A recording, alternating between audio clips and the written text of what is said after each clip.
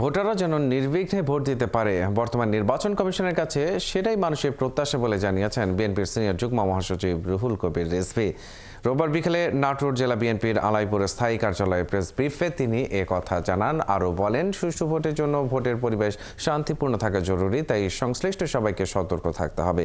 দলের কর্মীদের সংযত থাকতে তারেক রহমান নিয়মিত নির্দেশনা দিচ্ছেন বলেও জানান তিনি। রিজভী আরও বলেন, আওয়ামী লীগ কর্মী উজ্জ্বল কুমারকে প্রকাশ্যে মারধরের ঘটনা দুঃখজনক। এ ঘটনায় জড়িতদের বিরুদ্ধে ব্যবস্থা নেওয়ার কথা জানান তিনি। বর্তমান নির্বাচন কমিশনের কাছে সেই ধরনেরই মানুষের প্রত্যাশা। ভোটাররা নির্বিঘ্নে ভোট দিতে যাবে এবং ভোটের পরিবেশ থাকবে অত্যন্ত শান্তিপূর্ণ। জুলাই এবং আগস্টের ছাত্র জনতার যে আন্দোলন, সেটাও তো ছিল গণতন্ত্রের আন্দোলন, সেটাও তো ছিল যে ফ্যাসিবাদকে পতনের আন্দোলন। এবং ফ্যাসিবাদ পতনে গণতান্ত্রিক আন্দোলন মানে হচ্ছে যে কোনো ব্যক্তি, দল বা বিশেষ কোনো গোষ্ঠীর নয়। এখানে একটা প্রকৃত গণতন্ত্র, যে গণতন্ত্রে একজন ব্যক্তি নিজের স্বাধীন ইচ্ছায় তার পছন্দ মতো প্রার্থীকে ভোট দিতে পারবে।